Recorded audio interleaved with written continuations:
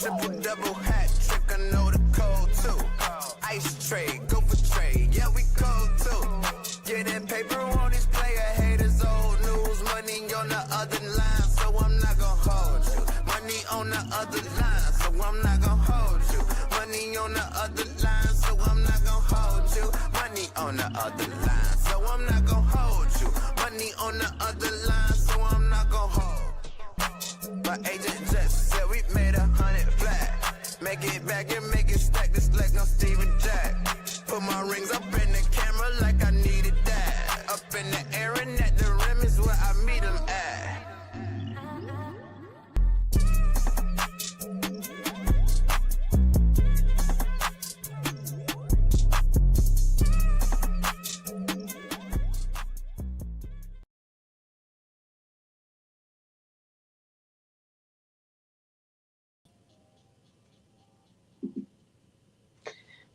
What's going on, ladies and gentlemen? Welcome back to another episode of I'm Not Gonna Hold You. Today is the season finale, which means we will be without you, or you will be without us, whichever way you want to look at it, for the next 2 months. But yeah, man, we got a packed show for y'all, man. Of course, as usual, I'm your host, Scott Lewis. Of course, you can follow me at Barberchair Scott on all social media platforms. And this is my esteemed co-host, Mr. J.R. Bang. You can follow him at J.R. Bang on all social media platforms as well. While you're at it, subscribe to the Patreon, man. Patreon.com/Barberchair Network. That is where you can get all the content early and exclusive content as well. The link is in the description box. If you're too lazy to click on that, scan the QR code right here on the screen. It'll take you right to it. And of course, subscribe to my YouTube channel. We are up to 718 subscribers. Road to 1,000. This is where you need to be at all summer, because this is where I will be posting all summer. So if you just watch the show on H&B Media's YouTube, please subscribe if you haven't already. That link is in the description box, or you can scan the QR code right there. I will be uploading multiple videos a week during the summer and on all my socials as well, man. So stay in tune with that, man. But anyway, Bang, how you feeling? Stressed. Work stuff? Oh man, fam. Bang. What you call me, fam, from Succession?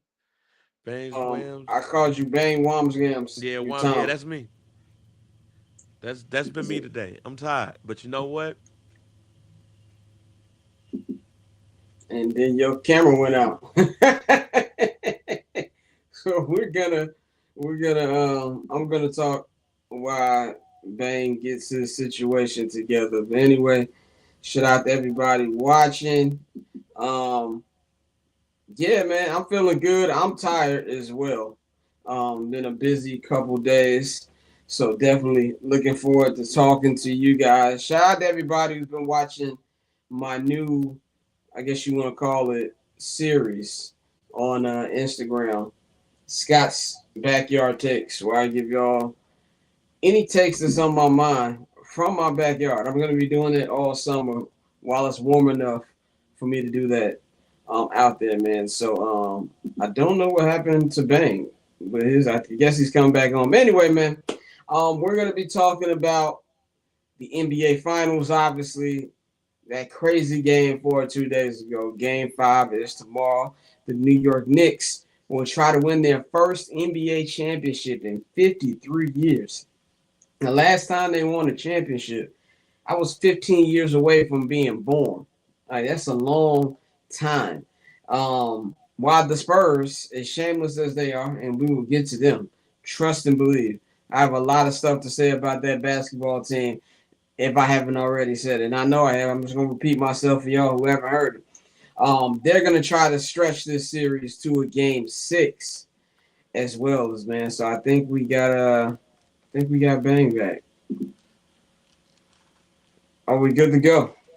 Boy, that just let you know how my day been going. That's happened to me before. It's all good. Man. Yeah. But yeah, I can't wait for today's show, season finale. Gonna miss y'all for a little bit, but we gonna get to it. Classic episode on deck. Definitely. You were talking about you were tired. I'm tired too. I have so I'm officially an uncle now. So when people joke and they call me Unc, I'm actually an uncle now. So shout out to my brother, shout out to his fiance. They had a healthy baby girl. I won't say the name and everything like that. I'll wait them do all of that. But Yeah, because yeah, I man. saw it on social. Yeah, on well, whatever he posted on his. I don't know if it was close friends or something. But yeah, man. So it's been a busy 2 days, man. But World Cup fever, man, here in America, I've been locked in these last well actually since yesterday. That's when the first game came on, the first match came on. Oh, it Uh, started. yeah, it started yesterday. Uh, With 3 matches in. Team USA plays tonight against Paraguay. I think that's how you pronounce it. They will be at SoFi Stadium. So that should be a good match. But yesterday, I don't know what it was like by your house, but it was tornado warnings. oh, I live in Plainfield, Yeah, so I didn't know what it was like over there though. If it was raining crazy or oh, not. fam, I live in Plainfield. For those who might not know, I'm not from Plainfield. Let me first just say that Yeah, I'm let's not from let's Plainfield. let's just clarify that he's from out Clarify west. that I am from out west Illinois. You know, I am an out west Illinoisan, but I currently live in Plainfield. And yo, what was this? In 1991, there was a huge tragedy out here in Plainfield. Where numerous people died after tornadoes hit the area and there was no alarm. Like the alarms and the sirens that you hear, it really the emphasis is what happened here. I think in 1990, 1991. So living out here, I'm always nervous about tornadoes and stuff. And boy, what was that? The day before yesterday, I walked to get the mail, and the alarm hit, and I was like, "Oh, it's really going down." And I'm talking about booms and sirens, and the crib was shaking, and all of that stuff. The neighbors' stuff ended up in my patio and everything, and then yesterday was no exception. But seeing out west and out south was different, especially out south. Seeing big ass trees that looks like it's been here since the 1600s, uprooted the way that it was. Yeah. Whoa, that was Yeah, different. it was crazy on the south side. Like it was nuts. Like nothing happened to my house, thank God. It's like we had a protective field to run up. It happened to a lot of people. I know a lot of people their power was out. There was lights out. Western was terrible. I mean, Western's terrible on a regular Tuesday, but Western was terrible. Lights were out. Trees were falling down. I was on 63rd getting off the Dan Ryan, coming back from the hospital to see my niece, and it was, bro, nothing but lights out on 63rd. What's up? Shout out to everybody in the chat watching. But yeah, man. And then yesterday we heard the tornado alarm, so I definitely spent about 45 minutes in the basement, and all I could think about was, man, South Korea about to play the Czech Republic in like 20 minutes. We need to wrap this thing up. That's what we need to get to. But it was bad, but nothing happened over here, man. But I had the first time. We got a couple topics before we get to the main rundown. Banger, you planning on watching any World Cup games? Nah, I don't plan on it. Because a lot of people who don't watch the sport, they'll just say, "Oh, I'm gonna watch it during the World Cup." Yeah, nah, I don't plan on it. Like there's maybe. If it just so happened to pop up on the screen, I might check it out. Look, soccer, it's not about the scoring of soccer. Like I know some people be like, "Oh, you don't watch it because they don't." It be score be like 1-0. No, it's the activity. I don't want to just see people running around See, kicking that's the the ball. thing. It looks like that to the naked eye. Like if you're just so kind of hat is that this is a Curie High School hat made by Pillars. So shout out to Pillars. They have a whole bunch of Chicago high school hats right now. I Yeah, was Curie High School, class of 2007. So this is the Curie Condor logo. Shout out to my old high school. So yeah, go to pillarsusa.com. They got all of their stuff on there. I mean, pretty much whatever. If you went to a Chicago public school or a school in the area, maybe you went to one of those private schools, but that were in the city, they got a hat for that school. So shout out to Mike, shout out to Dukes, shout out to everybody at Pillars. If you want a hat like this or check out any other schools hat or just their clothing in general, get in tune with them. They're the only people I would do plugs for. You know what I'm saying? They're only because those are my brothers. So, but shout out to them, man. And what's it called? I got this shirt off the internet for $15. Shout out to the GOAT, Thierry Henry, since this is World Cup season.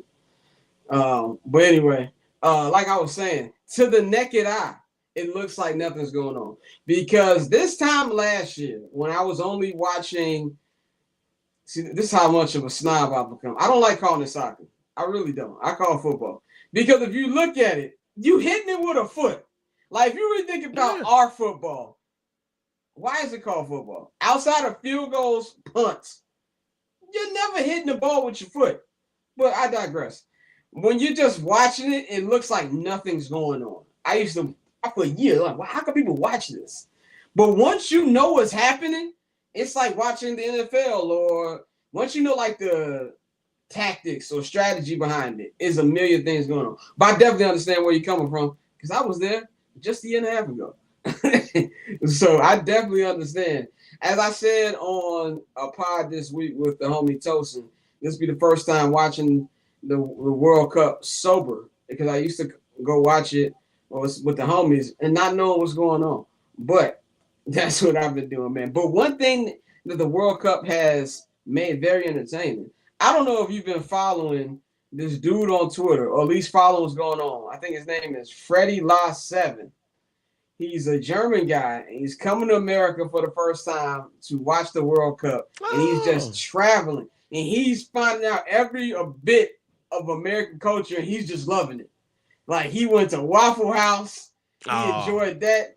He watched Messi. First of all, they had Messi playing at an SEC stadium. They had Argentina playing at Auburn, which is hilarious. And he was like, wow, Americans have fighter jets over the stadium before games. And it's like all of his tweets, he's just enjoying every simple American thing. He watched Game 4 of the NBA Finals at the Chili's, and he enjoyed it. I have been locked onto his page every day. Oh, where's he at now? He's in New Orleans. So I thought that was pretty funny. And even some of the players, I saw that, Lamine Yamal was at a Walmart in Chattanooga, Tennessee, just buying stuff, which was hilarious because they don't have that in Europe. Erling Haaland, who plays for Manchester City, he went to a hockey game and was like, oh, this is one of the greatest sports ever. It was funny, though, because he's from Norway, and that's like their prime sport, but he grew up in the UK. You know what I'm saying? So that's why I guess he's not too familiar with it. But the whole thing has just been funny to me, man. But and besides that, I wanted to ask a question before we get to the main stuff. As I was watching Game 4 of the NBA Finals, hate watching the Knicks, because I'm not part of this, oh, I just want the Knicks to do well thing that everybody doing right now. And you know what's funny? I don't have a logical reason to dislike the Knicks, because I'm a Bulls fan and they have never beaten us in anything of substance. So I really have no reason to dislike the Knicks. I just have a lot of New York friends, and New Yorkers are already loud to begin with. This is going to make them 30 times worse. But I was watching in the hospital, and I saw the comeback coming. I told everybody, because I think people were walking past me. Now, Bang has seen me watch sporting events. Yeah. Imagine me in the waiting room with my phone set up on a table, and I'm reacting. And this is not even one of my teams playing. You know what I'm saying? And I'm just like, oh, I can just see the idiotic stuff coming. And it made me think, when was your first hate watch? Can you ever remember your first hate watch? I had to sit and think about when my first hate watch was, and I remember My first hate watch was 2003 NLCS Cubs Marlins, the Bartman series. For those of you who don't remember, that was my first hate watch. That was, and obviously, as a White Sox fan, it was an enjoyable hate watch because of how it ended. But that is when I first had my first hate watch.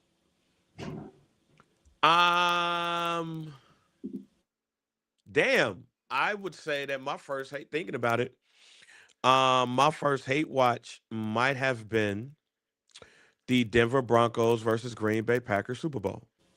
Oh yeah. See, I wasn't watching football yet at that age. Yeah, that might have been the one because I did not want Green Bay to beat the Patriots because I already knew what it was going to be.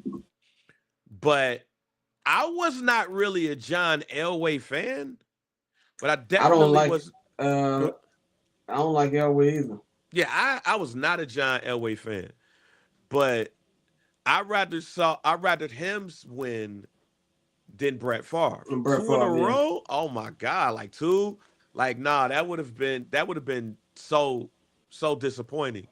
So I remember that last drive because that last drive, Brett Favre had threw a couple of screen passes. I want to say it was to Dorsey Levens or Ahmad Green, one of them.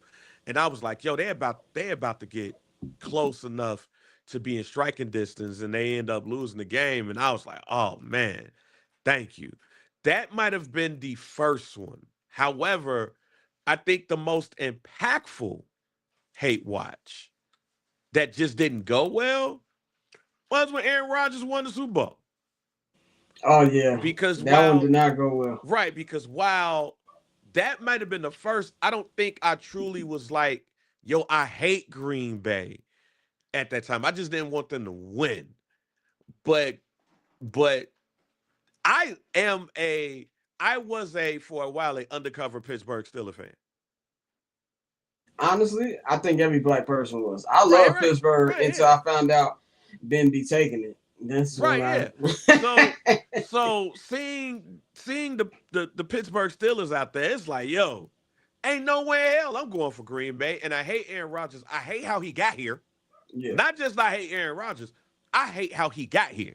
Because we let him there twice. Because a Chicago Bears versus Pittsburgh Steelers Super Bowl would have been, oh, man, that's great. So I hate how he got there. And then to see him win, it was like, oh, no. Yeah, you know, it's funny. I hate Aaron Rodgers more than I hate the Green Bay Packers. Exactly, yes. Like, during the Favre era, I disliked Green Bay. My unadulterated hate didn't come until 12 got there. And he started playing, which was 4 years after he got drafted. And that's when I just started hating him. To the point now, I can't even look at the Green Bay Packers logo. It makes me want to throw up. Like, I hate them. I would wear a MAGA hat before I wear a Packers jersey. Like, I'm dead serious. Like, I am serious as a heart attack. I am not playing. I would. You know, I don't know if you've seen that joke of Dave Chappelle when he was talking about Kramer's saying the N-word. And he was like, he said, yeah, I'm mostly black, but I'm also half comedian. Yeah. And the comedian man was like, that nigga had a bad set. Like, yeah, I'm mainly black, but I'm also half Bears fan. So I'm just like, yeah, man, I'm not wearing no Packers jersey. If somebody put a gun in my head, was like, here's an Aaron Rodgers jersey, here's a MAGA hat. Which one are you gonna wear? I'm putting the red joint on. I'm sorry. Yeah. I'm just saying. It's just not gonna happen.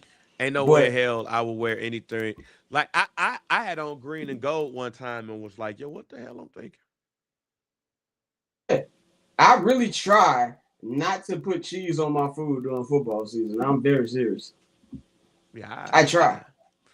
Yeah, I'm with you. I hate Green Bay. Yeah, but I hate Aaron Rodgers. A good hate watch sometimes can feel almost as good as your team winning. Sometimes. Not all the time, but sometimes. Anyway, let's get into the rundown, man.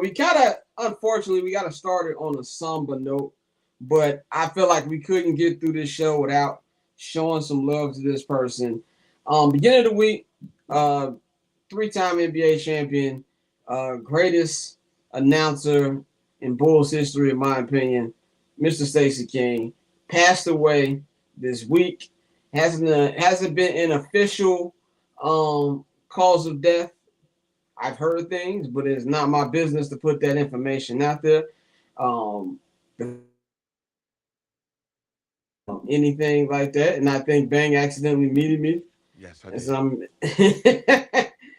but uh, pretty much when he died this week, and this was man, it was crushing, bro. To be completely honest, like I was just on Instagram and I refreshed the timeline and I saw, you know how you see the black picture of somebody, like the obituary picture kind of, and I didn't even get a chance to scroll down to read it. And instantly I was like, nah, don't tell me Stacey King died. And then I scrolled and you saw the date of birth and the final date. I was like, damn. And I think, man, we got to give Stacey a lot of love, man. And I think that obviously, if you're an older Bull fan, you remember Johnny Red Kerr, Norm Van Leer, all those guys in the dynasty years. Even Neil Funk. Neil Funk, I think was he TV or radio at the time when they were winning championships? It was one of the two.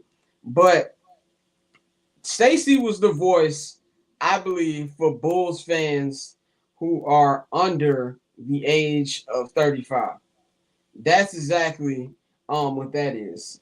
Um I don't know. So what's that bear say you just sent me? Because I ain't got Twitter on my No, okay. phone. So I was laughing. I was trying to mute so it wouldn't go over the air. But I guess the whoever this is, I think she's like she works for Cook County, or whatever. She is. Hold on. Let me pull it up again. She is the Cook County clerk. She's the clerk of Cook County. What's her name? Monica Gordon. So she had the open letter in the background, and she was like, "Oh, I hear that the Bears are going to Indiana. Matter of fact, let me just go ask them." And then it popped up with her and Kevin Warren, in the same outfit. It's like, "Yo, are we going?" He was like, "Where? What for dinner?" And everybody started laughing. So it's basically just them saying like, "Yeah, this shit ain't over with yet." But it was actually a funny video to do all of that instead of people just doing What I all that want to extra say, I shit. can't say. So I'm gonna go back to my Stacey King love real quick.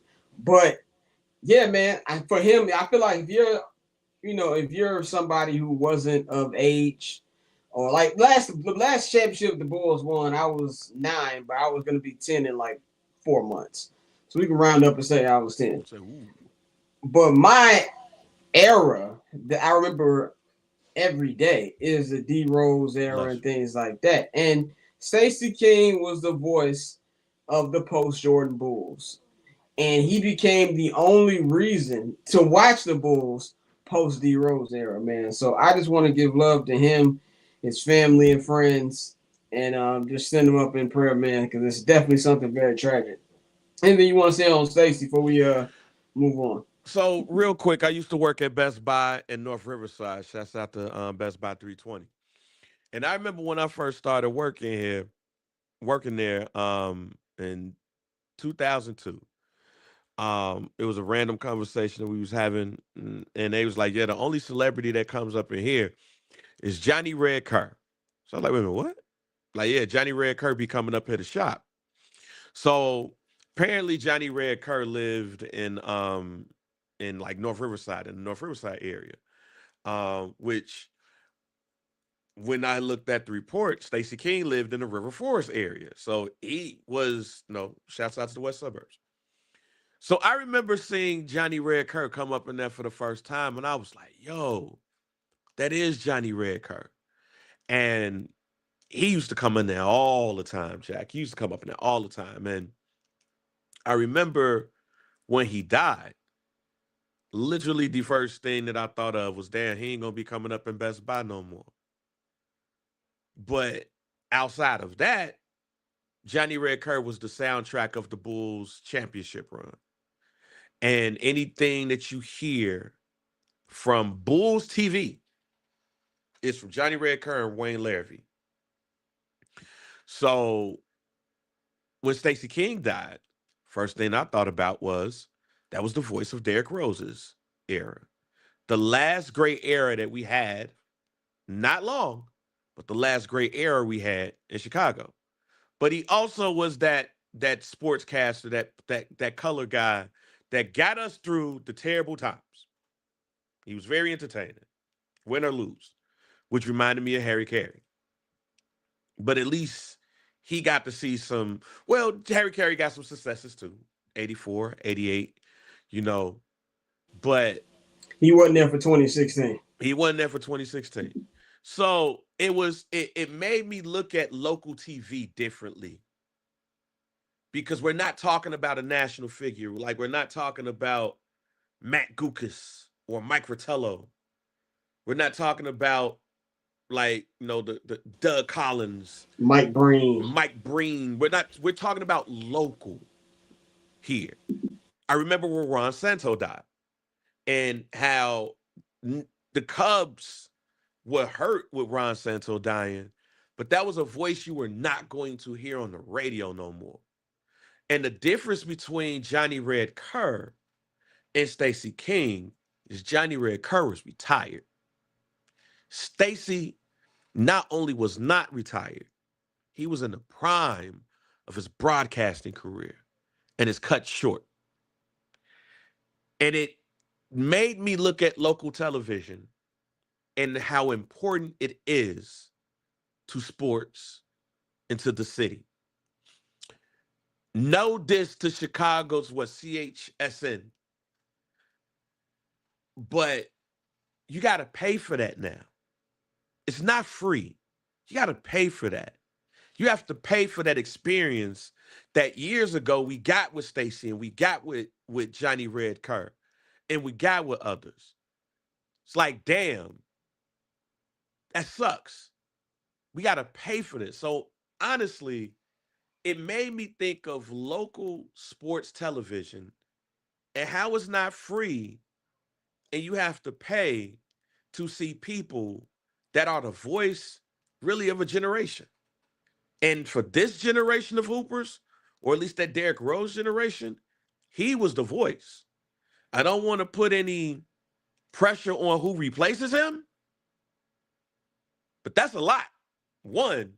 And two, does that person know the importance of local TV and what we do here? And I think, and Stacey had to deal with that pressure coming off of Johnny Red Kerr. Yeah. I remember Stacey's first game. And, it took a while before he was able to get in his own bag and get his own catchphrases and stuff like that. And, I know it's going to be tough for any Bulls fan who watches a lot of games and, to hear a different voice. And I know it's going to be tough for Adam Amin, man. Definitely want to send out love to Adam Amin. That was his partner, what I'm saying, for the last, I don't know how many years, 5, 6 years probably now to this point. And so I know it's going to be tough for him, man. And you have a good point about local TV. And obviously, it's just not a Chicago thing. To watch the Yankees, you have to pay a fee in New York. To watch the Cubs now, you got to pay for marquee. Like, everything is so the streaming era. You got to pay for everything. And even if you're not paying for something, they're cracking down on password sharing. Yeah. I texted my brother 3 times today about the HBO Max password because they want you to update your households. You know what I'm saying? Like, so, and then I think with this particular passing, you saw a lot of love from people who aren't Chicago Bulls fans because of NBA League Pass. If you not from Chicago, you're not a Bulls fan, you maybe want to watch a Bulls game. You know who Stacey King is. You know the catchphrases. So that's a good balance on that too when you got the good thing that it brings, I guess. Real quick, I had asked Gene, shouts out to Gene, the Bigs.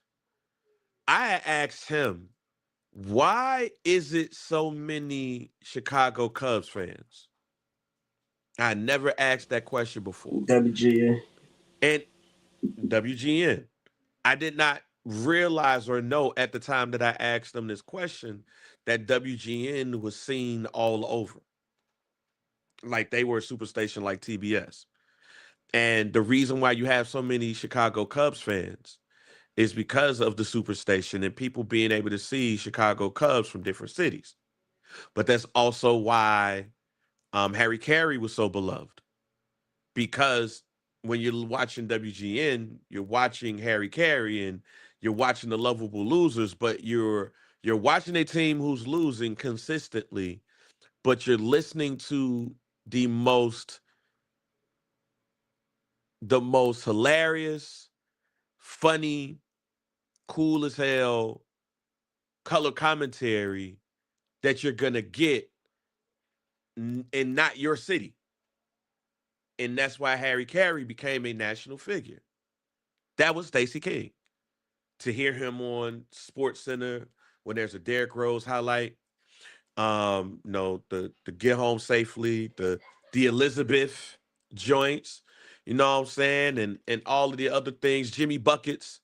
He gave Jimmy Buckets Yeah, his he name coined before, that like nickname. he Too coined big, that too nickname. fast, too strong.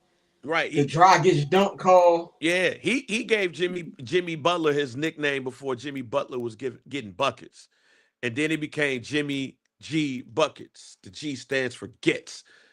We gonna miss that, but damn, it just shows to me the importance of local sports being on affordable television.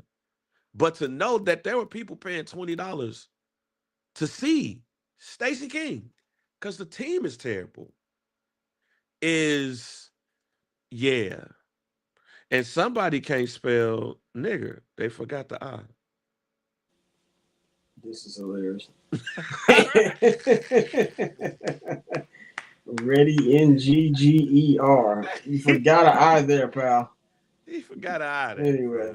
fam. But yeah, But yeah, man. So R.I.P. Stacey King. Prayers out to his family and friends. You will never be forgotten, man. Let's move on to another Reinsdorf home team. Hopefully, it won't be Reinsdorf home for too long. Chicago White Sox. Now, I said on this platform years ago when I started my Chicago White Sox boycott, which has been going on for 3.5 years, that two of three things had to happen for me to lift my boycott. Chris Getz had to prove to me that he knew what he was doing, building a new infrastructure with young talent and being able to actually facilitate a rebuild. The other one was Jerry Reinsdorf selling the team. And I think the third one was proving that they'll actually spend money in free agency and making big time trades. Now, the third one is still yet to be seen. But two of my three terms have been agreed to. That is in paper that there is a succession plan okay. for Jerry Reinsdorf to give up. Obviously, we know Justin Ishba is waiting in the wings to be the new Chicago White Sox head coach. And as of today, Friday, June 12th, the Chicago White Sox are in first place. They have called up 12 prospects, and majority of them have been making big moves. Colson Montgomery obviously has been good since he got here. I forgot Mooney. I forgot to pronounce his last name. But they've got a fun young squad. They beat the Atlanta Braves, who were the number one team in Major League Baseball by record. And I say by record because anybody with eyes know the Los Angeles Dodgers are still the best team in Major League Baseball. And by the way, they're playing the White Sox tonight. Thankfully for the White Sox, Shohei Ohtani has a knee problem and won't be hitting bombs over the Dan Ryan all weekend. Okay. But also, unfortunately, you still have Mookie Betts to worry about and Freddie Freeman and everybody else. But I say all that to say this. I am lifting my White Sox boycott. We are agreeing to new fan terms. Now, I'm not putting too much dip on my chip yet. As I told my boy Lotto this morning, there's still a lot to be proven. You know what it's like? It's like when you break up with your girl for a while, and then y'all get back together, but you ain't just immediately jumping back to fully 2 feet in the water yet. You know what I'm saying? Like, we talking right now. That's what that is. You know what I'm saying? So I see progression here. Now, they've got a tough rest of the month.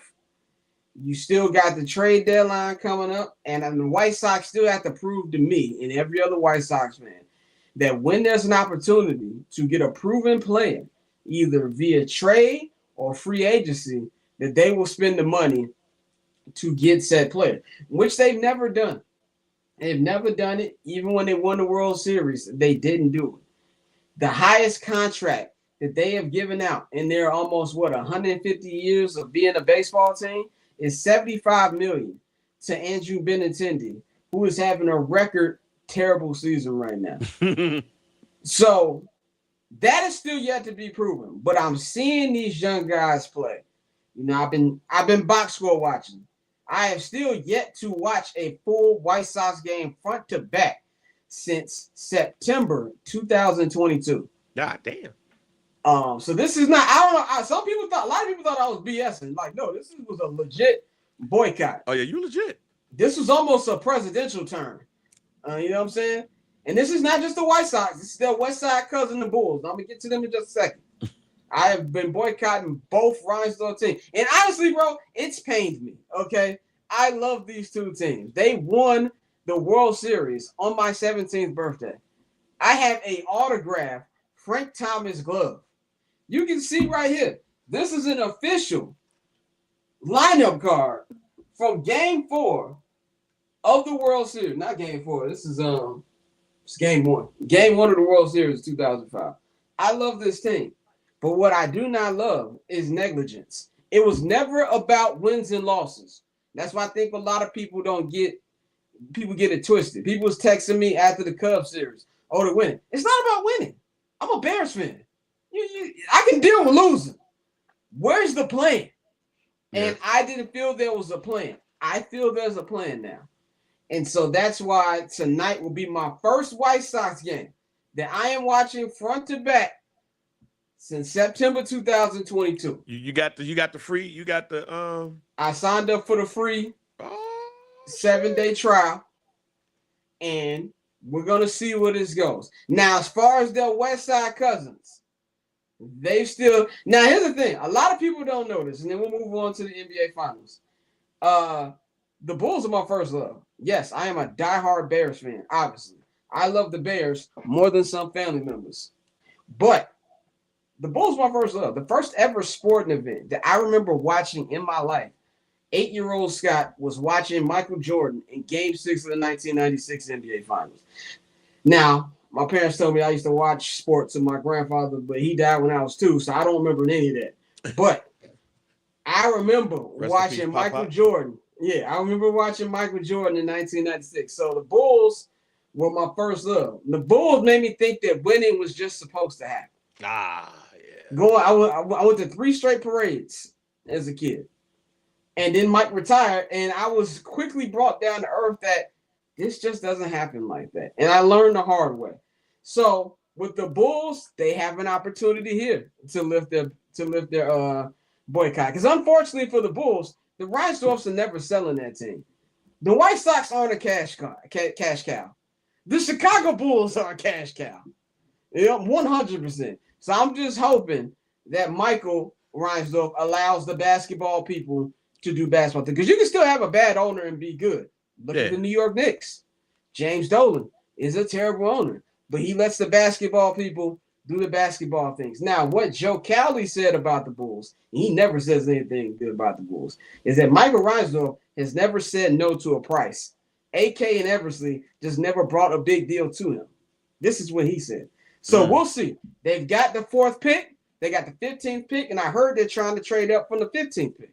Yeah, that's the rule. And they've got a lot of cash space, and they're getting ready to hire a coach. So that young capital. Yeah, that's pending. And as you can see, Bang, we about to talk about this with the NBA. You said it for last year too. Real GMing is winning championships. Let's go, man. Let's go. We're gonna move on to the NBA Finals now. But White Sox, the boycott is over. So anyway. Okay. So it's funny. I never really boycotted the White Sox.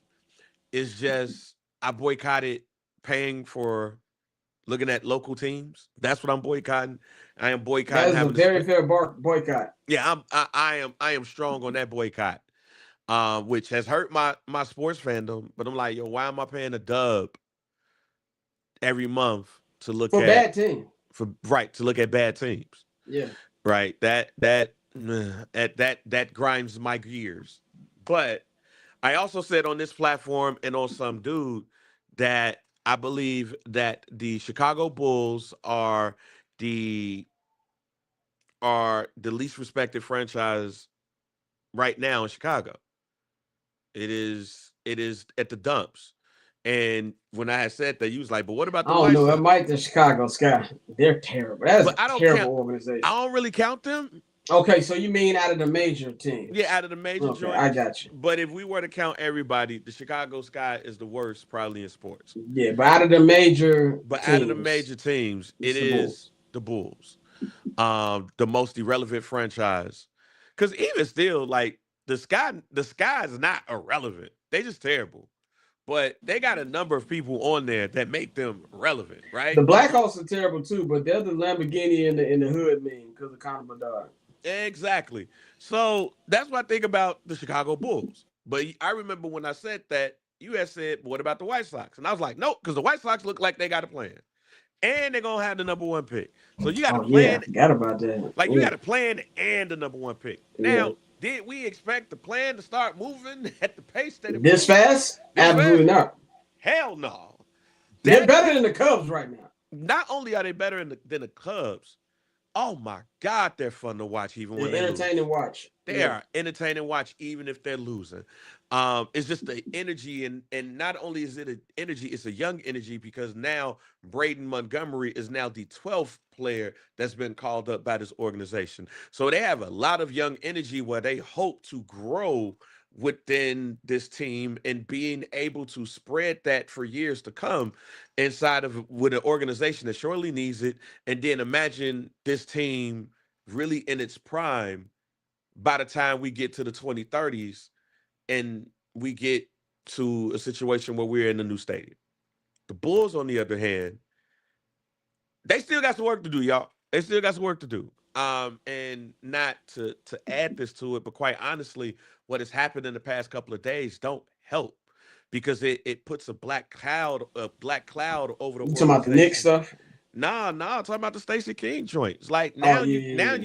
now you got to look at TV, and Yeah. this is literally no diss to any of these guys. But what's entertaining about some of the people that could potentially replace them? It's not. Sorry. I'm I'm sorry. Is some of the names I won't throw some of the names out there, but some of the names that I've seen as potential replacements by fans having conversations, it's not entertaining at all. So the most entertaining piece of your organization is no longer there. You got Josh Giddey, who might be a great trade piece with a great contract to trade.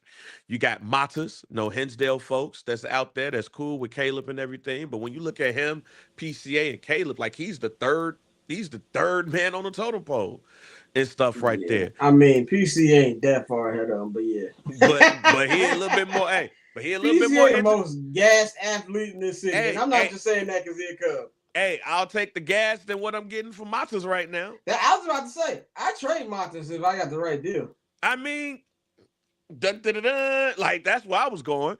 Then I mean, you got a whole bunch of guards on this team, but you do got the fourth and the 15th pick. They're trying to trade ahead. You're looking at Tiago Splitter or Michael Nori. It seems like it's the top two candidates for Ryan So where's Smith. Michael Nori from? Like, He where's is the team? assistant coach for the currently assistant coach for the Minnesota Timberwolves. Okay, He's coached in many organizations over he the black, white, years. He's white, he white. Okay, like European got you. white.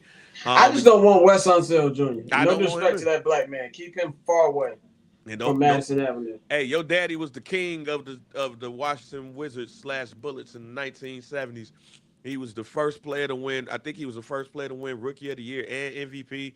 Won Damn. MVP of the MVP of the NBA Finals in 1979 when the Washington Bullets won the championship. He was either 78 or 79. Yeah, they fired you from that organization because you used to work for that organization. No, I'm straight. I want Tiago Splitter or Micah Nori, and actually, I wanted Micah Nori after reading. I really wanted him in the first place. Say all that to say this. That's still not going to make this organization relevant. They What's got going to a make them is winning. lot And of they work got to a do. lot of work to do, fam. I mean, Yeah, when I tell you they have a lot of work to do, we still don't know. Yeah, it's real GM hours, but we still don't know what this new GM is really going to come in yeah. and And do. then two, if you want to compare it to the White Sox, the one thing the White Sox had was they had players from the past rebuild who you could trade. Mhm. Garrett Crochet, you know what I'm saying? Andrew Vaughn, and the other players. They got like Bray Montgomery is the crown jewel of the Garrett Crochet trade. Mhm. You know what I'm saying? Who can you trade on this team that you're going to get a decent amount for? Not a nan person. Exactly. Not a nan person. So they have a lot of work to do. The cupboard is damn near bare.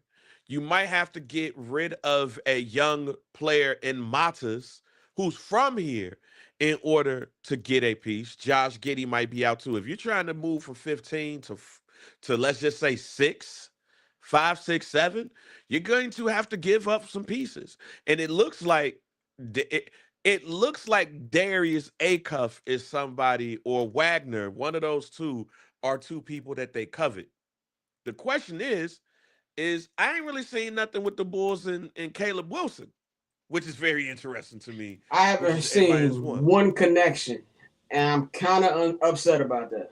Yeah, I'm sitting there looking like, yo, do they really? Because every mock draft says Caleb Wilson at Yeah, 4, but when you look at who they brought in to work out, it's a whole bunch of guards.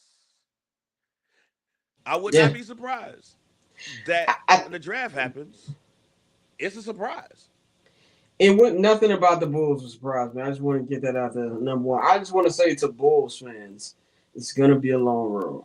It's gonna be a long road. It's gonna take a minute, and I know. I really feel bad for like no matter what happens with the Bulls for the rest of my life, I was able to catch the tail end of the Jordan dynasty. So even if I never see them win again, I have those childhood memories. I was talking to our guy Nikhil, and Nikhil made me feel like I'm 40 sometimes, even though I'm not that far away from it. Now I think about it. But anyway, and I was explaining to him about watching Jordan. It was like explaining Bigfoot to him. Like, yeah, he was as good as they said. Oh man, he was And man.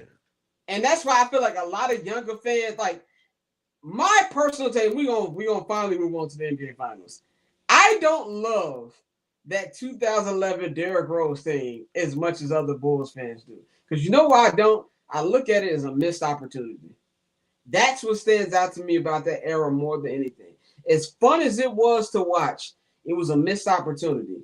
Obviously, because of Derrick's injuries, he can't do anything about his body. It is what it is. But even before the injuries, look at how they tried to build around Derrick. Keith Bogans was a starting two guard. You losing 5 games to the Heatles. You know what you say that summer? Let's go get Wash Rip Hamilton. Yeah. Yeah, that'll take us over the edge. It's just stupid stuff. So, White Sox are promising. Bulls still have a long way to go. And I will say this one last thing about the White Sox.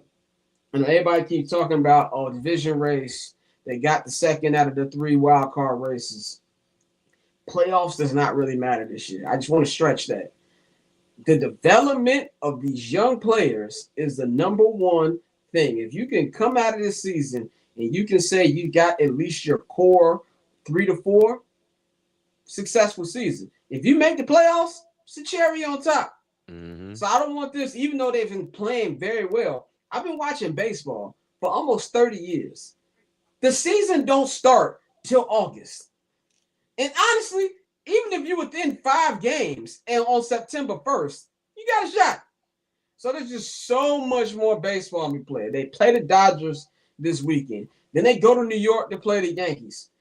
And we historically don't play well in Yankee Stadium, whether it's new Yankee Stadium or old Yankee Stadium, even though the new Yankee Stadium is now old because that was 2008. But in either Yankee Stadium, they didn't play well. Then you got 3 straight series against your division.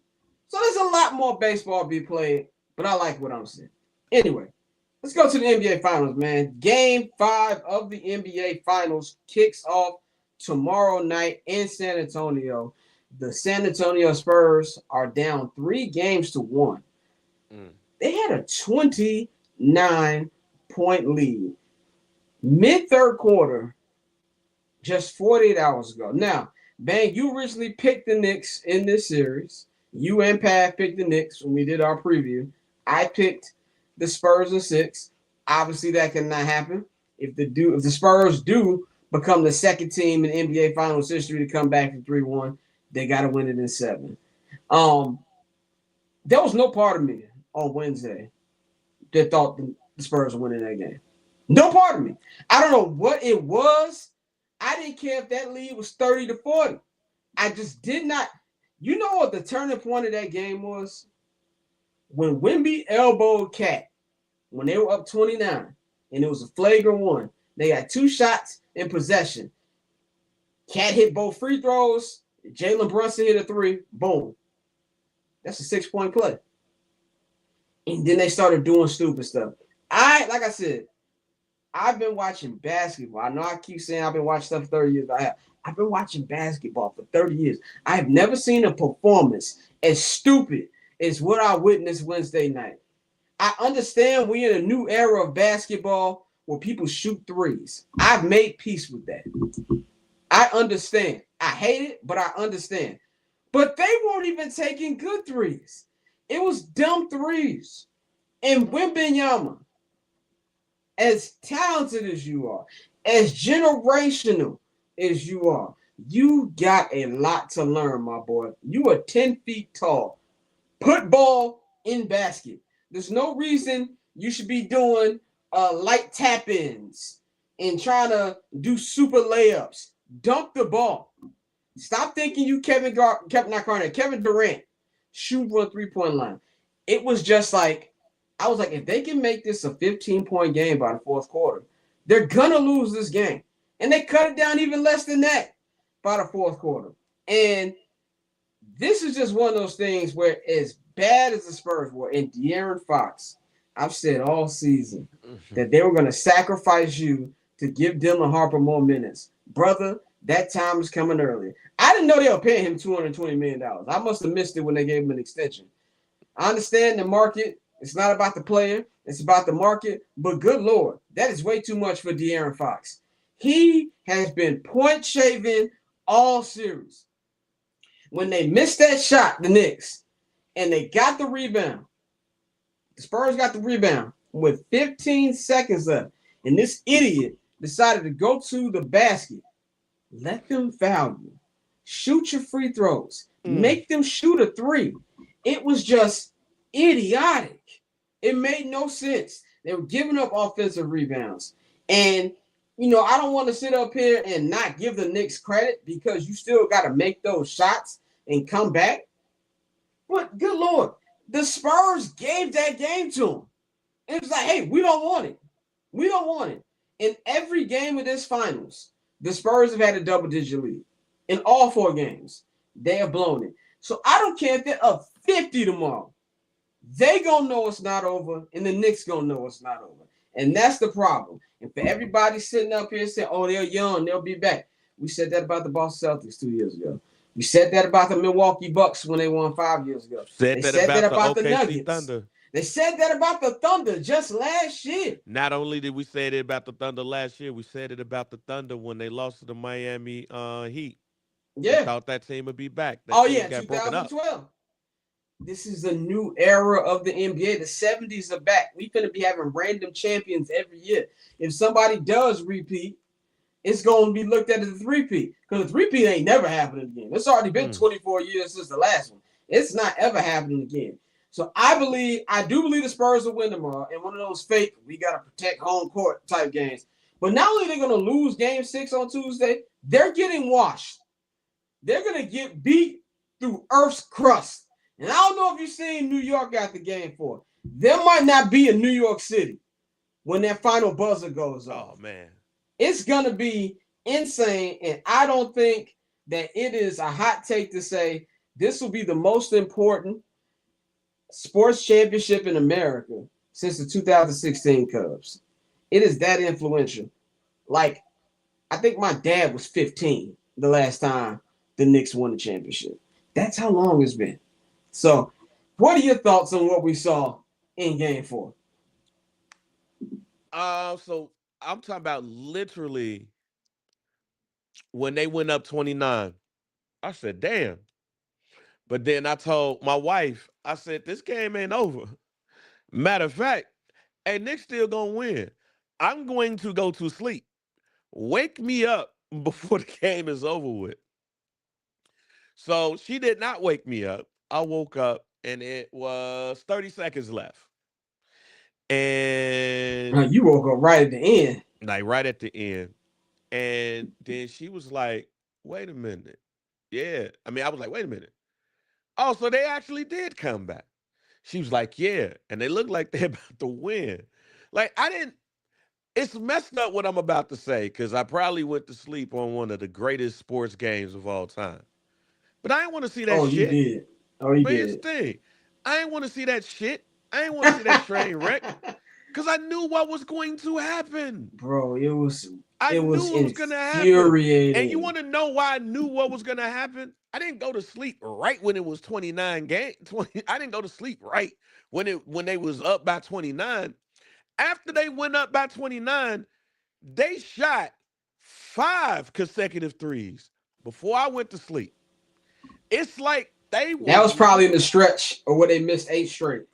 yeah, that it was. It turned out it was. But I'm like, why is they shooting threes? What is the point? What are we doing? After that fifth one, I was like, man, I don't even want to see this. Like, I don't really want to see it. It was a game that upset me because of two things: analytics and arrogance. Those two A's right Bro, there. Chris Webber said the best on Eisen. That's the most arrogant basketball game I've ever seen in my Yeah, life. and let me start with the arrogance part. There was no point of you doing that.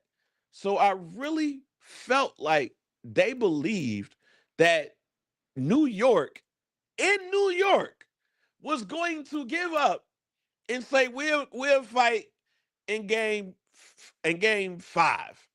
Now I pause there because Scott, what I have said for the last 3 years of us talking basketball, especially on this show here, is that what kills me is when teams get up big and then the other team just stop playing. We'll just wait till the next game. Yeah. The Knicks I, don't do that. not only does the Knicks not do that, the arrogance of the San Antonio Spurs to think that the New York Knicks was going to do that, and out of all places, New York during the NBA Finals was pure arrogance. I really think that when they got up by 29, the San Antonio Spurs was like, up, they give up. We going back to San Antonio. The analytics. Oh, if we just continuously shoot threes and we hit it, we're going to go up a little bit more. Fam, I'm gonna say the same thing that I said on this show last week and on Summer Sessions. Wemby has to stop playing like he's a 6'7" guard. I'm not saying that he needs to be up in the post and act like he's Patrick Ewing or Ben Wallace or anybody, but he does not maximize his movement. He need a he need a move. Like we always talk about Giannis don't have a bag, but at least Giannis' bag is being a running back and knocking Yeah, dudes over to get to the basket. Wemby plays too much like a 6'7" guard, getting the ball at the top of the key, trying to cross somebody over. And you was doing that up by 29 because you thought you could just get up into your celebratory bag and try to embarrass somebody. No, fam. Take your ass on the corner and move from there. Hit that damn box. And just get your mid-range on at this point.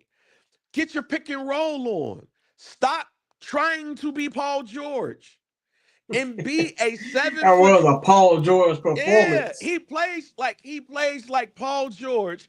If Paul George was 7'7", because I don't want nobody to tell me that this boy is anything more than 7'4", And Because stop saying he played like KD. Stop disrespecting KD. yeah, like he's that. not playing like KD. Because you know what KD would have did? Go to the basket. KD Post would have up. took it. Thank you. KD would have took his ass to the basket. KD midi game would have taken over at that Yeah. point. He would have not been just going to the 3-point line and shooting.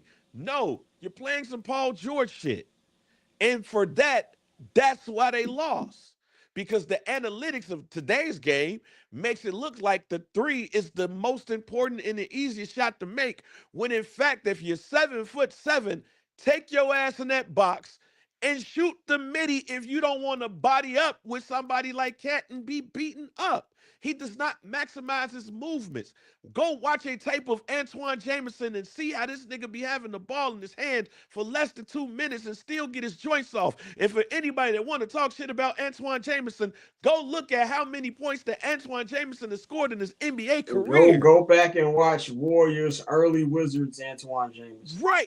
Go look at how many points that Antoine Jameson has scored in his career before anybody look at this tape and be like, oh man, why is he talking about Antoine Jameson? Fam, Wemby, you don't need the ball in your hand that long. Go get a move. Go learn how to do the sky hook. Get your midi game on. Can't nobody block that. Can't nobody As block we've that seen, midi game in the nobody post. can. Nobody But gets even you close wanna- to affecting your shot. But you want to be Paul George and take somebody up at the top of the key and try to cross somebody over like it's an and one mixtape. And that's what I mean by maximizing your movement.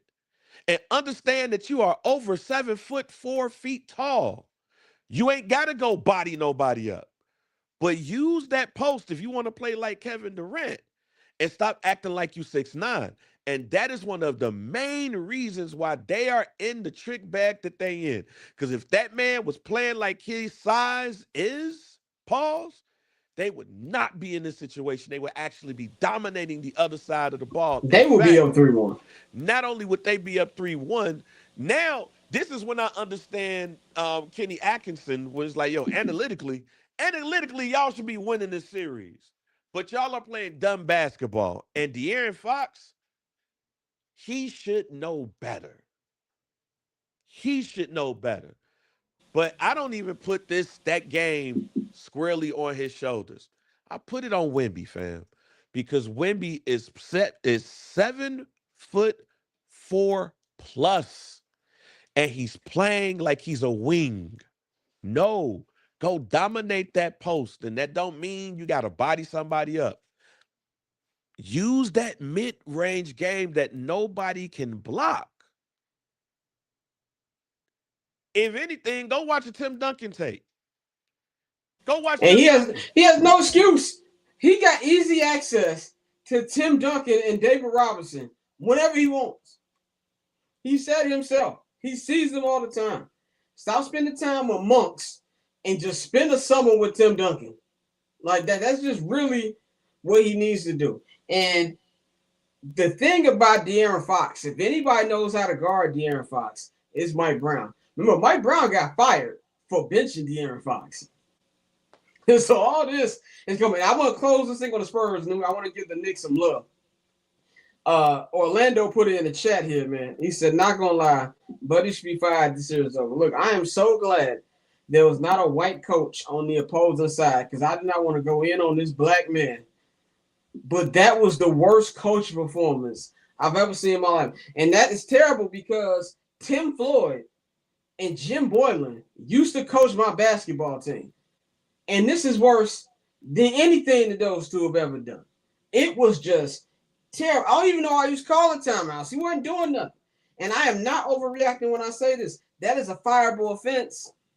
It's a fireable offense. Yeah. Now, it was just ridiculous. But I have to give love to the Knicks. If Greg Popovich didn't love that kid so much, he'd be fired. But Greg Popovich loved him. Yes, 100%. But I just got to give love to the Knicks. Sometimes, man, you just got to chalk it up. It's their year. See, there's just certain moments that happened in every championship season, no matter the sport. It's just their year. And honestly, as loud as they are, as annoying as they are, one thing you can't call Knicks fans is unloyal. They have been riding with that sorry team their entire lives. So my New York fan homies, all the homies, I got tons of them. A couple of the homegirls, diehard Knicks fans. I am happy for them, and I know they are in heaven. They are one win away. They deserve it. This team is special. They are about to be kings in New York for the rest of their lives. They're not going to have to pay for anything.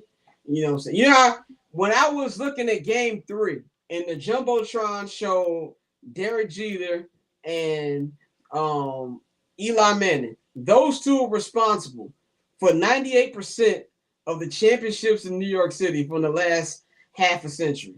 Those two men. And I don't think anybody's going to top Jeter in that city. But boy, if these Saturday Knicks Night going to Live, come close. Boy, if Saturday Night Live was going on the night of Saturday, they would win the championship and do the monologue for Saturday Night Live, Jim. Like that they will own the city. I don't think people I meant to do this video. This will be real quick, Scott. No, because you don't have this on the rundown. It don't matter. This is the last episode. I know. But we're about to transition. This is a great segue. Scott, I want this for me. I want this for me. We got close. We had some comebacks of our own this year, Jack. And our fans was really getting it this year. Talking about Chicago Bears. When I look at the Knicks fans, except for them whooping people's asses, unless they're Green Bay Packers fans, I want this for me. Everything that I see from New York, I'm a little bit jealous because I want all of this for me. I want everything that Jalen Brunson is getting. I want everything that Cat is getting. I want to have a player that got the girl with the ostrich bag. That's the good luck bag on the side. I want all the celebrities there. I want people to be looking at a Caleb Williams pass and be acting like Larry David did when somebody catches the ball like he was about to fall out. I want at the Super Bowl people to look like Jerry Seinfeld, how he was looking. I want to cry like Tracy Morgan in the car after the game. I want to be going through the tunnel, going after the game, after the Super Bowl, watching the game at Soldier Field.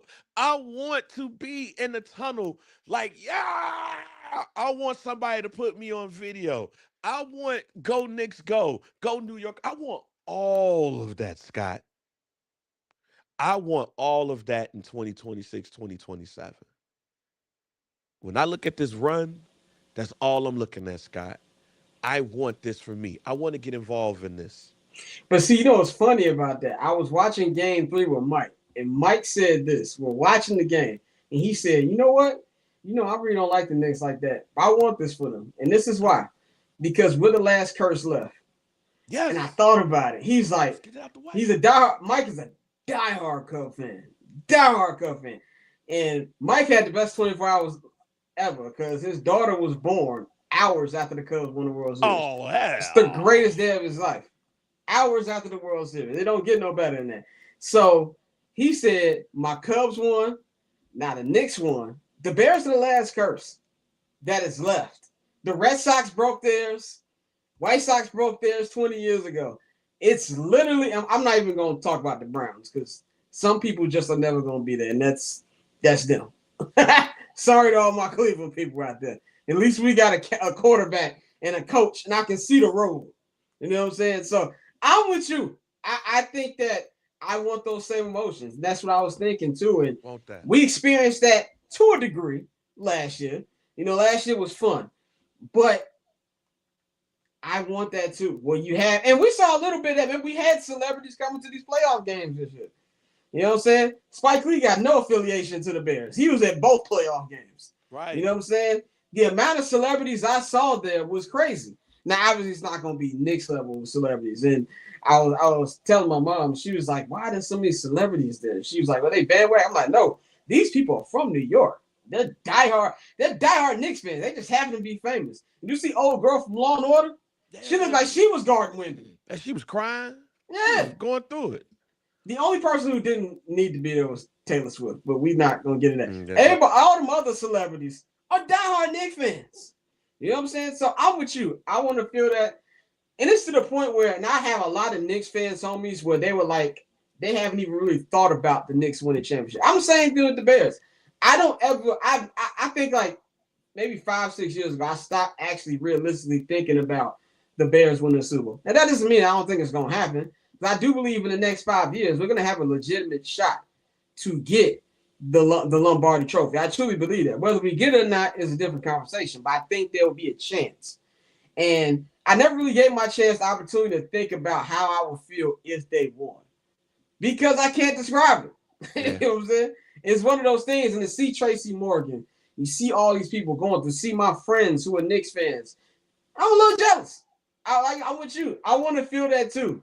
So much love and respect to the Knicks and Knicks fans. Y'all 1 win away. We'll see what happens. Do you think they get it done tomorrow, or are we going to Game 6?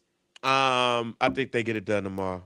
Done tomorrow? I think like what you said. I think San Antonio gonna jump out fast, but I think that the will of a champion. They jumped out fast in every game in the series. They jumped out every game. They jumped out in every game. It's not even gonna matter. If I'm the Knicks, it's like, okay, they up what? So what? So no, I expect Madison to be Madison Ave and all them little numbers. I expect Times Square to look like New Year's Eve.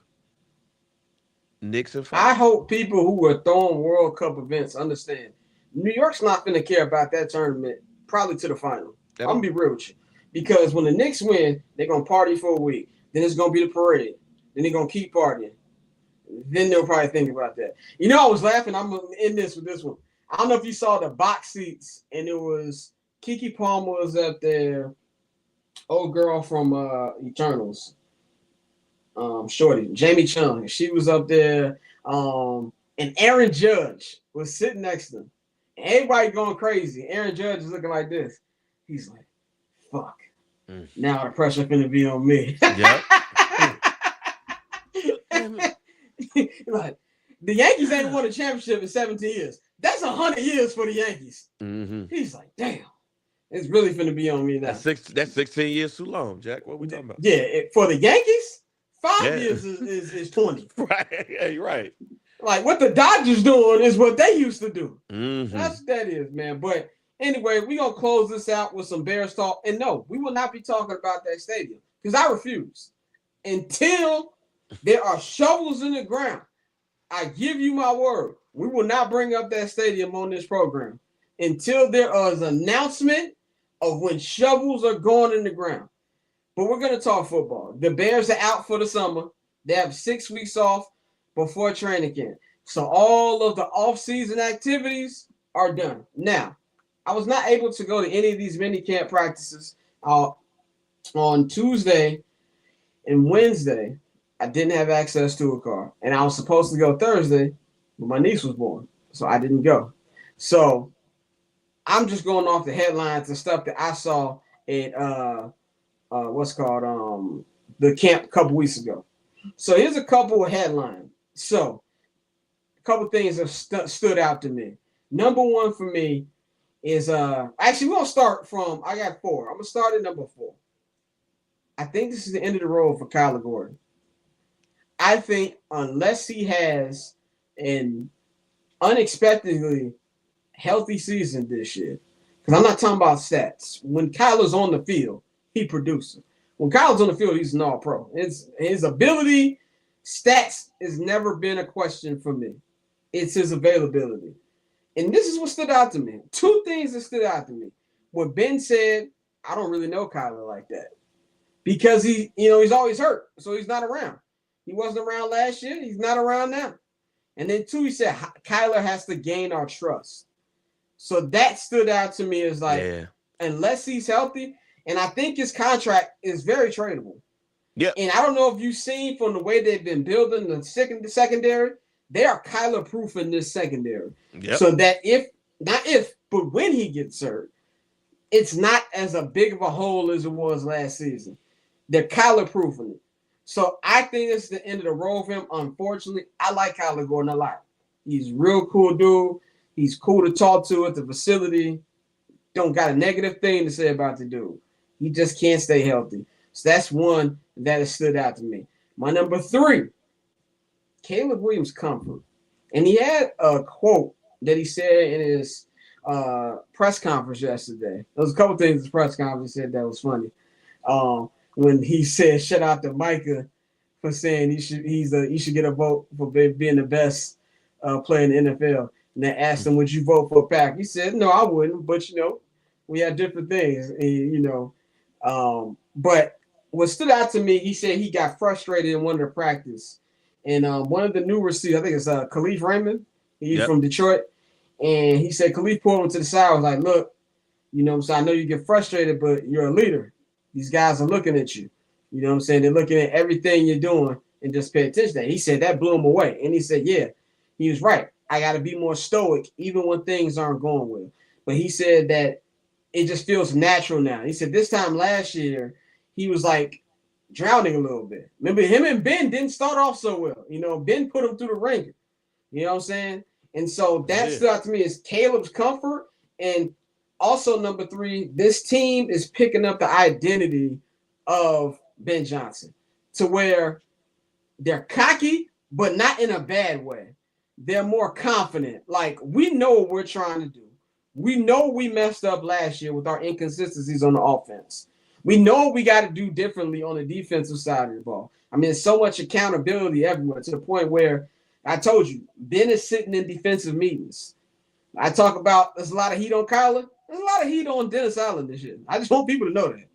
I think this will make a break year for Dennis Allen, too. And I feel like there's so much confidence. Obviously, you don't want to put too much dip on your chip from OTAs and mandatory minicap. None of this means anything until them balls get kicked in the air first week of September.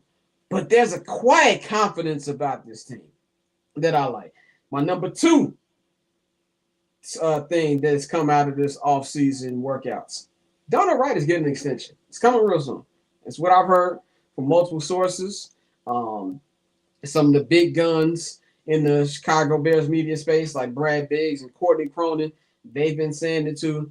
Darnell Wright is probably the only great first round pick, like solidified. I'm obviously Caleb and Colston and all them, but Colston got to do it another year. And Ray Charles would have drafted Caleb. Remember, a lot of people upset, including me, that we didn't get Jalen Carter. But Darnell Wright is proved to be a great right tackle, and he's going to get an extension. Here's my final standout or observation from Bears rookie camp. Ben Johnson really loves what he's seeing from Luther Burden and Colston Loveland. Ben don't heap praise on people. I don't know if y'all pay attention to that. Ben ain't going to give you praise if he don't really believe it. And he's talked about the professionalism of both of them and saying that they're going to have great years. He said specifically, I buy all of the Luther Burden stock. And that makes me very excited and also puts Rome on the clock. Because Luther ain't finna slow down for nobody. And I do believe this is not going to be an offense where the number one option is a wide receiver. I think it's going to be Colston. This is going to be like a Brady and Gronk or Pat and Travis type deal. Mm-hmm. So that's what stood out to me.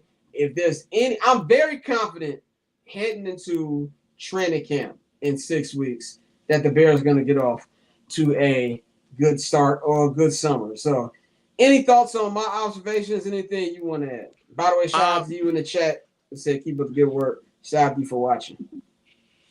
I would say offensively, this team sets up to like what he had in Detroit. Talking about Ben Johnson. Do you say that Amon-Ra St. Brown is the number one, or and talk about when he was healthy, or Yeah. Sam Laporta?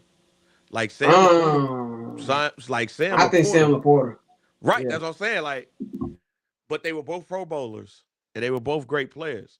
I think he has his Sam Laporta and Colston Loveland, and he has his Amon-Ra St. Brown and Luther Burden. What he did not have is a Cole commit in the Sam Roush. What he did have was a Khalif Raymond um, that was returning kicks. But when somebody get hurt, who you better pick up on fantasy because he about to get the ball a lot? Khalif Raymond. I think he has a bit more tools than he used to have. The running back room is something that I want to see continue. Like, I want to see see what we get from Swift and Mananga. Mananga. Like I want to see that grow. But from a wide receiver perspective, he has what he had in Detroit, and he has more weapons around that. I do believe that Kyler Gordon, this is a make or break season for him. I think that Malik Muhammad, even when he was drafted, I was like, Kyler Gordon, you're on the clock. At first, I was thinking Tyreek Stevenson, but everything that we've been, at least I've been saying, Tyreek's been having a really good summer so like far. he's been having a real good summer, and Yeah. Jalen Johnson looks like the old Jalen Johnson. Yeah, So JJ looking like himself, man. I ain't gonna yeah, lie. Him and there was a picture that Kobe White posted of both of them like in the back. They've been having a good summer. I think Yeah. Kobe White, obviously, I think is gonna be signing up the offseason for the Bears. yeah, Kobe White talking about Dylan Thinneman, like, yo, slow down. Like, Yeah. I ain't going that fast, fam. So the defensive backfield, I think, is set as far as their starters go. But when you look at Malik Muhammad and you look at Kyler Gordon, I think that's something that you need to watch to the point where if that contract is tradable, as the way as it looks, could Kyler Gordon make it to the season? Can he make it to the season? Because here's what I also believe with the Bears, and I'm not no insider. I'm a fan. I could be if I wanted to, but I don't want to because It's I don't true. want to get the inside information.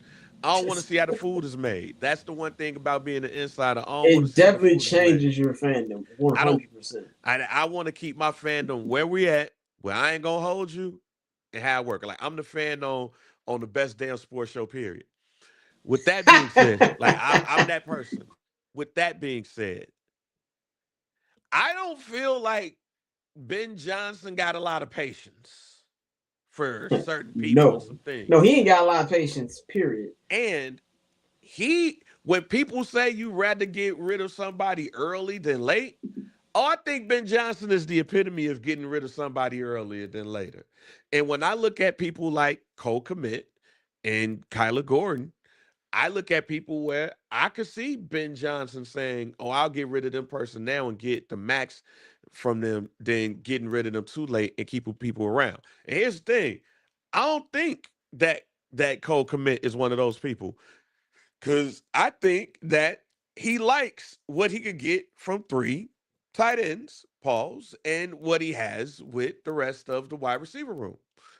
But Kyler Gordon, hey, Ryan, who need a nickel and to give us a decent pick for this nickel because we drafted Malik Muhammad. I didn't draft Kyler. Regime did. Very important fact right there. I ain't got no ties to this dude. And that's it. Like, I don't think that Ben Johnson has patience, especially for people that he did not draft. So if Kyler Gordon is going to continuously have soft tissue injuries, hey man, I feel like you could be a great player, but you're not a great player over here.